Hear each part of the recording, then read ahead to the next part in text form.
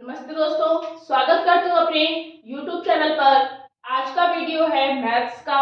इसमें हम करा रहे हैं आप लोग को प्रैक्टिस सेट। तो आज का प्रैक्टिस सेट है फोर्थ। इसमें हम पहला क्वेश्चन देखते हैं। एक विद्यार्थी ने 25 में से 20 अंक प्राप्त किए, उसने कितने प्रतिशत अंक प्राप्त किए? एक विद्यार्थी है, उसका एग्जाम था, उसमें 25 नंबर का पेपर था। 25 में से उसको 20 अंक 20 मार्क्स उसको मिल गए थे। तो वो कह रहा है कि जो 20 अंक मिले हैं उसको प्रतिशत में हमको निकालना है, यानी कि जो 20 अंक मिले हैं उसको कितने प्रतिशत मिले प्रतिशत में हमको बदलना है। तो क्वेश्चन हम सब सॉल्व करेंगे, अपने मन से पहले सॉल्व करेंगे आप लोग, फिर उसके बाद अगर नहीं आता है और तो उसके बाद जो हम सॉल्व करा रहे हैं उसमें देखेंगे। इसका एक फॉर्मूला होता है, कभी भी अंक के लिए आए कितने अंक प्राप्त की कितना प्रतिशत है, तो एक फॉर्मूला होता है ये प्राप्तांक बटे पूर्णांक इंटू 100। ये होता है प्रतिशत अंक के लिए। जब प्रतिशत अंक पूछता है, ब्रैकेट में हम प्रतिशत लगा दे रहे हैं, प्रतिशत अंक बराबर प्राप्तांक बटे पूर्णांक गुणे 100। प्राप्तांक जो प्राप्त किया हुआ है, अंक प्राप्त अंक, पूर्णांक जो कुल नंबर होते हैं, कितने नंबर का पेपर है वो, और गुणा 100। तो 25 में से उसे 20 अंक प्राप्त हुए, तो प्राप्त में कितने 20 हुए हैं, तो यहाँ पर हम 20 लिख देंगे। पूर्णांक कितने नंबर का पेपर था, तो 25 में से उसमें को मिले हैं, 25 का पेपर था, और गुणा 100। 100 ये वाला, ये हमारा फॉर्मूला है। ये फॉर्मूला हमारा बहुत जितना भी प्रश्न के क्वेश्चन करेंगे सब में यूज होगा। जितने भी अंक मार्क्स के क्वेश्चन आएगा ये नोट करके रख लेंगे। क्या करेंगे हम, 25 से कम 25, 25 चको 100, 20 चको 80, 80% अंक उसको प्राप्त हुए हैं। इसमें 25 में से 20 अंक तो उसने अंक में बता दी, संख्या में कितना, और जो प्रतिशत है वो हमने इसको बता दिया, आंसर हमने प्रतिशत में निकाल दिया। इसलिए इसका आंसर होगा हमारा सी ऑप्शन। बस प्राप्तांक बटे पूर्णांक गुणे 100, 25 का 100, 20 को 80, 80% उसको नंबर मिलेंगे। सेकंड क्वेश्चन है, एक नगर की जनसंख्या प्रति वर्ष 15% बढ़ती है। यदि इस समय उस नगर की जनसंख्या 2,50,000 है, तो एक वर्ष बाद नगर की जनसंख्या क्या होगी? जो जनसंख्या है, कोई शहर है, उसमें जो जनसंख्या है वो प्रति वर्ष हर साल 15% बढ़ जाती है, यानी कि जितनी है उससे 15% अगले साल बढ़ जाती है। और इस समय यानी कि आज के टाइम पे अगर 2,50,000 उस शहर की जनसंख्या है, तो एक वर्ष बाद 15% हर साल बढ़ रही है, और आज के टाइम पे 2,50,000 है, तो अगले साल क्या होगी वो हमको निकालना है। यहाँ पर लिखेंगे हम प्रति वर्ष बढ़ती है 15%, ये हो गया। और आज के टाइम पे है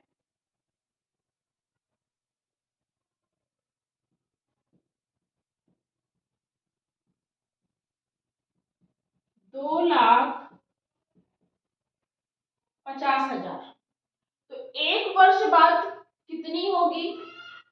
अब प्रतिशत में है तो इसको हम 100 मान लेंगे। मान लीजिए, माना कि जो जनसंख्या है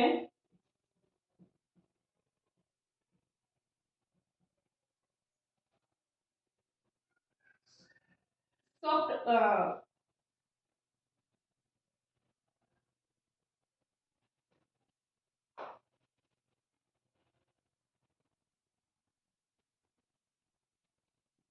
माना कि जनसंख्या है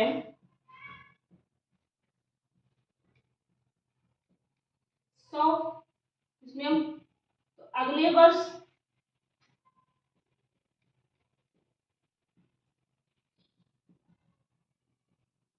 ₹115 हो जाएगी। तो अब हम क्या करेंगे, 2,50,000 है, 2,50,000 गुणे एक वर्ष बाद की पूछ रहा है, एक वर्ष में 15 हो तो 115% हो जाएगा, बटे 100 हो जाएगा। 0 0 हमारी कट गई, इसकी हम गुणा कर लेंगे तो 25 पंचे 125, पहले ये 2 0 हमने आगे बढ़ा ली, 125, फिर उसके बाद 25 से कम 25,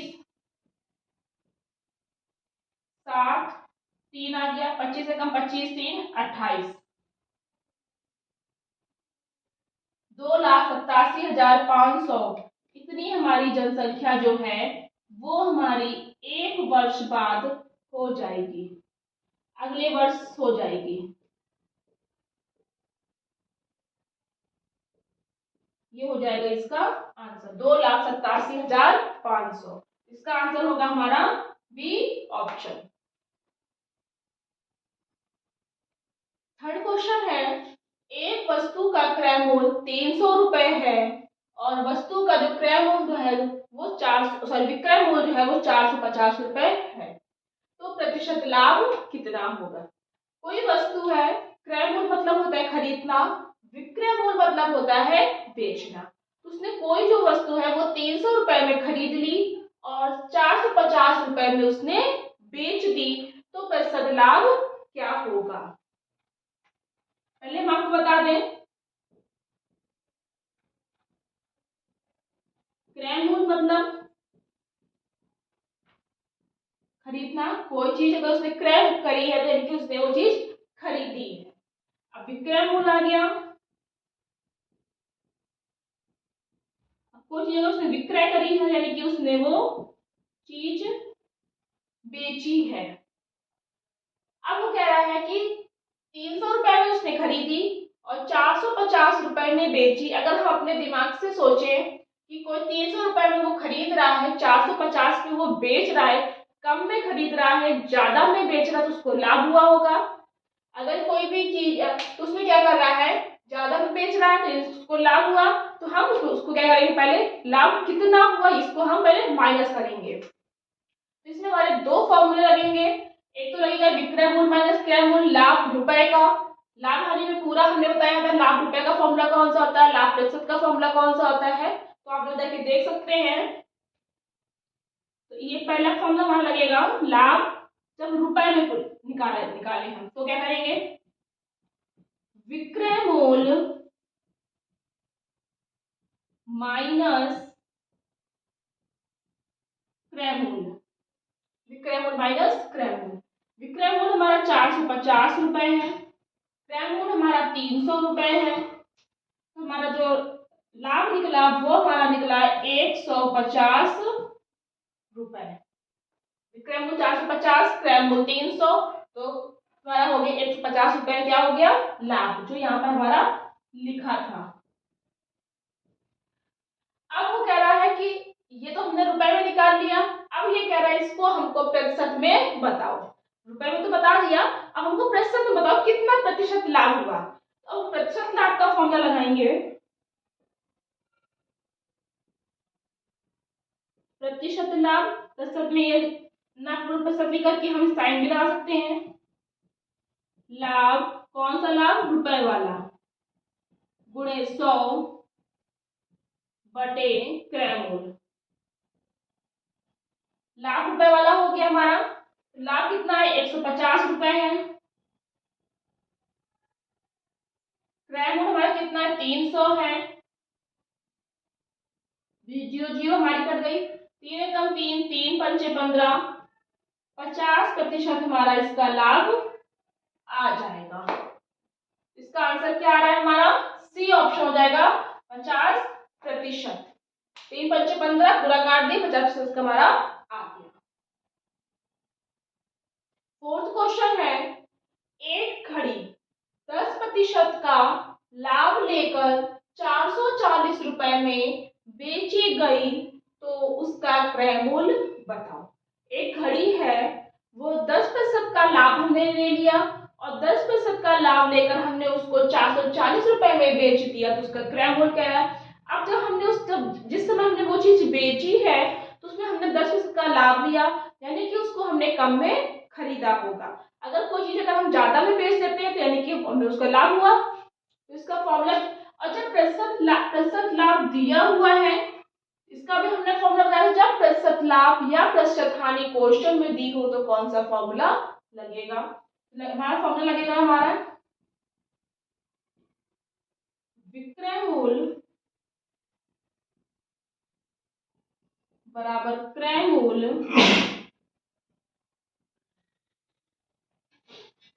एक धन दर बटे 100। विक्रय मूल्य कितना है, 440 रुपए। क्रय मूल्य हमको नहीं पता, क्रय मूल्य को पूछ रहा है, उसको हमने x मान लिया। जैसा कहता जाएगा वैसा ही हम करते जाएंगे। दर हमारी कितनी है, 10% है, बटे 100 कर दिया। अब बस इसको हम सॉल्व कर लेंगे। 10 एकम 10, 10 हम 100, यहाँ एक है, 10 एकम 10 और 11 बटे 10, ब्रैकेट x बराबर 440। अब हम क्या करेंगे, यहीं पर हमको ध्यान में रखना होता है कि अगर x हम इधर लेके आएंगे तो संख्या पलट देंगे, और अगर x हमारा इधर नहीं आ रहा है तो संख्या हम कभी भी नहीं पलटेंगे। x हम इधर लेके आ रहे हैं तो संख्या हमारी पलट जाएगी। तो 440 गुणे 10 बटे 11, 11 एकम 11, 11 चौको 40, 44 सॉरी 4 10 जीरो 10 चौको 40, यानी कि 400 रुपए उसका हमारा क्रय मूल्य था। तो वो जो घड़ी थी वो हमने 400 रुपए में खरीदी थी, फिर उसी में हमने 10 रुपए का लाभ और ले लिया, ज्यादा में बेच दी तो 440 रुपए में वो हमने बेच दी। इसका आंसर क्या होगा हमारा, सॉरी 400 रुपए में हमने उसको खरीदी। इसका आंसर होगा हमारा सी ऑप्शन, हमारा आंसर आ जाएगा। फिफ्थ क्वेश्चन है, एक वस्तु को 10% लाभ पर 330 रुपए में बेचा गया, वस्तु को 300 रुपए में बेचने पर कितना लाभ या हानि होगी। अब वो है क्या कह रहा है, कोई वस्तु है, उसने सबसे पहले कोई चीज खरीदी होगी, उस चीज को खरीदने के बाद में उसने 10% का लाभ ले लिया, 10% का लाभ लेने के बाद में उसने 330 रुपए में बेच दिया, यानी कि जितने का खरीदा उससे ज्यादा में उसने बेच दिया। तो जो जितने में उसने बेचा था उसमें उसको 10% का लाभ हुआ। तो जितने प्रतिशत का लाभ हुआ पहले तो उसको हम निकालेंगे कि कितने पर उसने वो खरीदी थी। फिर उसके बाद वो ये कह रहा है कि उस वस्तु को फिर से हम 300 रुपए में बेच दें तो कितना लाभ या हानि होगी। अब यहाँ पर तो हमें रुपए में निकालना पड़ेगा, लेकिन सबसे पहले हम ऊपर वाला क्वेश्चन सॉल्व करेंगे। 10% लाभ पर 330 रुपए में बेचा गया, तो पहले इसका हम निकालें क्रय मूल्य कि कितने रुपए में वो चीज खरीदी गई होगी। यहां फॉर्मूला लगाएंगे, विक्रय मूल्य बराबर क्रय मूल्य एक धन दर बटे 100, प्लस यहाँ लगाया हमने क्योंकि प्लस इसलिए लगाया, यहाँ पर लाभ हो रहा है, हानि होती तो हम यहाँ माइनस लगाते। जब हमने लाभ हानि का पूरा चैप्टर पढ़ाया था उसमें हम पूरा बता चुके हैं, तो आप लोग जाकर के उसमें देख सकते हैं कौन कौन से फॉर्मूले होते हैं, कैसे यूज करते हैं। अब 330 में बेचा गया, बेचना भी हमने बताया था कि विक्रय मूल्य होता है, तो 330 रुपए हमने यहाँ पर लिख दिया।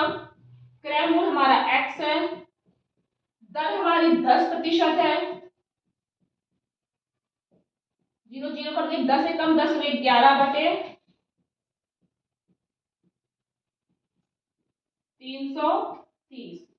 अभी बताया था कि x हमारा इधर आएगा तो संख्या पलट जाती है, x इधर नहीं आता है तो संख्या नहीं पलटेगी। इधर आ गया, संख्या हमारी पलट गई, इसको इस संख्या को आप पलट देते हैं, 10 बटे 11, 11 के हम 11, 11 के 30, तो 300 रुपए जो है वो उसका क्या निकला, क्रय मूल्य, x की वैल्यू 300 रुपए निकली। अब ये 300 रुपए में खरीदी थी उसने कोई वस्तु, 10% का लाभ ले लिया, 330 रुपए में उसने बेच दी। अब वो ये क्या कह रहा है कि उसी वस्तु को फिर से 300 रुपए में बेच दे तो कितना लाभ होगा या कितना हानि। अब क्रय मूल्य भी हमारा 300 है, विक्रय मूल्य भी 300 है, चाहे तो हम क्रय मूल्य या विक्रय मूल्य माइनस क्रय मूल्य कर ले, चाहे तो हम क्रय मूल्य माइनस विक्रय मूल्य कर ले, बात वही पड़ेगी हमारी। विक्रय मूल्य माइनस क्रय मूल्य तो आ जाएगा हमारा लाभ कौन सा, रुपए वाला। चाहे तो हम ये फॉर्मूला लगा दें, चाहे तो हम ये फॉर्मूला लगा दें, क्रय मूल्य माइनस विक्रय मूल्य बराबर हानि। हानि भी रुपए वाली आएगी, कोई भी लगा सकते हैं फॉर्मूला, क्योंकि 300 रुपए ही विक्रय मूल्य है, 300 रुपए ही क्रय मूल्य है, ना कम कोई है ना कोई ज्यादा है, इसमें कोई किसी से घटेगा ही नहीं। तो 300 में से हम 300 माइनस कर देंगे तो हमारा कितना, 0, ना लाभ होगा और ना हानि होगी, यही हमारा आंसर आ जाएगा। तो कौन सा होगा इसका, सी ऑप्शन हमारा इसका आंसर हो जाएगा। जैसे क्वेश्चन कहता जाए बिल्कुल वैसा ही हमें सॉल्व करते जाएंगे तो आंसर हमारा आसानी से निकल आएगा। 6th क्वेश्चन है, 500 रुपए पर 2 वर्ष के लिए 4% वार्षिक ब्याज की दर से साधारण ब्याज बताओ। 500 रुपए है, मूलधन है। अब हमने मूलधन क्या होता है, समय क्या होता है, दर क्या होता है, मिश्रण क्या होता है, जो हमें साधारण ब्याज का इससे पहले हमने वीडियो बना चुके हैं, पूरी क्लास ले चुके हैं, 2 पार्ट में हमने पूरी क्लास ली थी, आप उसमें जाकर के देख सकते हैं पूरे फॉर्मूले, तो आपको पूरा बेसिक से बहुत अच्छे से हर चैप्टर समझ में आ जाएगा। और जो कुछ क्वेश्चन हो या कुछ समझ में ना तो आप लोग उसे कमेंट भी कर सकते हैं। तो साधारण ब्याज पूछ रहा है, ये हमारा मूलधन है। मूलधन क्या होता है, जितने रुपए हम किसी से उधार लेते हैं वो हमारा मूलधन होता है, और जितने रुपए लेने के बाद में हम जो उसको और रुपए देते हैं मिला करके ज्यादा रुपए, वो हमारा क्या होता है, ब्याज होता है। जैसे 500 रुपए हमने किसी से उधार लिए, उसने कहा 500 रुपए तो उधार हमको दे रहे हैं, जब तुम हमको वापस करना तो उसमें हमको 100 रुपए और मिला के देना, 600 रुपए हम तुमसे लेंगे। तो ये क्या है, ये हमारा मूलधन था, 100 रुपए उसमें साधारण ब्याज हो गया। तो जब इकट्ठा दोनों लोग मिला के हम देंगे तो ये जो कुल रुपए हो जाते हैं वो हमारे मिश्रधन बन जाता है। लेकिन यहाँ पर मिश्रण की कोई बात नहीं हो रही है, यहाँ केवल साधारण ब्याज के लिए बात कर रहे हैं। साधारण ब्याज का हम फॉर्मूला लगाएंगे। तो साधारण ब्याज के लिए हम क्या करेंगे,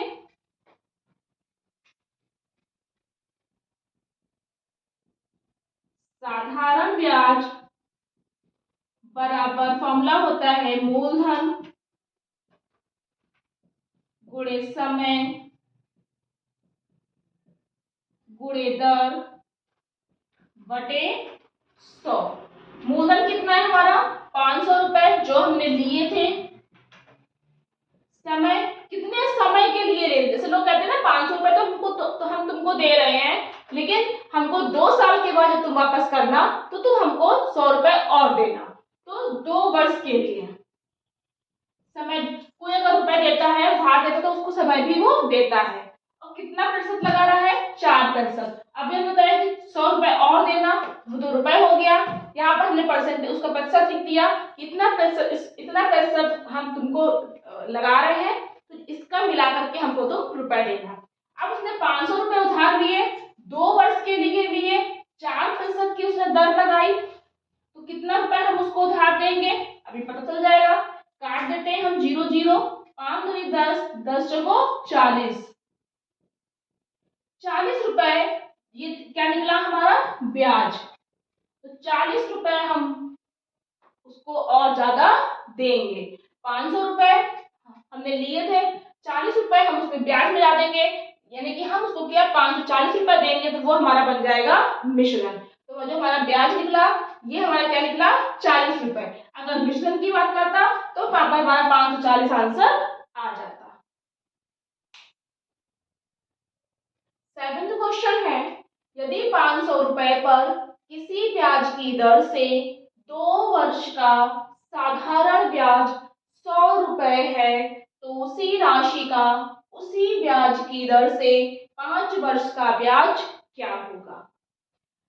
500 रुपए पर किसी ब्याज की दर से, वो ये कह रहा है कि 500 रुपए पर 2 वर्ष, वो 500 रुपए कोई व्यक्ति जो लेता है उसमें वो 2 वर्ष के बाद में उसको जो ब्याज लगता है वो लगता है 100 रुपए। तो वो ये कह रहा है कि दर कितनी होगी, ये जो 100 रुपए उस पर ब्याज लगा। कह रहा है ना 500 रुपए पर किसी ब्याज की दर से, कौन सी ब्याज है ये, कौन सी दर है ये हमको नहीं पता। ब्याज की दर, ये ब्याज पर कितना दर लगा है ये हमको नहीं पता है। 2 वर्ष का साधारण ब्याज 100 रुपए है। वो कह रहा है कि 500 रुपए हमने लिए थे 2 वर्ष के लिए, तो हमें 100 रुपए ब्याज देना पड़ा, तो वो दर कितनी रही होगी। फिर उसके बाद वो कह रहा है उसी राशि का, उसी राशि कौन सी, जो 500 रुपए थी, उसी ब्याज की दर, उसी ब्याज यानी कि 100 रुपए ही से 5 वर्ष का ब्याज क्या होगा। वही राशि होनी चाहिए, वही दर होनी चाहिए। तो वो कह रहा है अब ब्याज क्या होगा, यानी कि इसमें 2 क्वेश्चन हमारे लगेंगे। तो पहला क्वेश्चन हमारा यहाँ तक खत्म है। 500 रुपए पर किसी ब्याज की दर से 2 वर्ष साधारण ब्याज 100 रुपए है।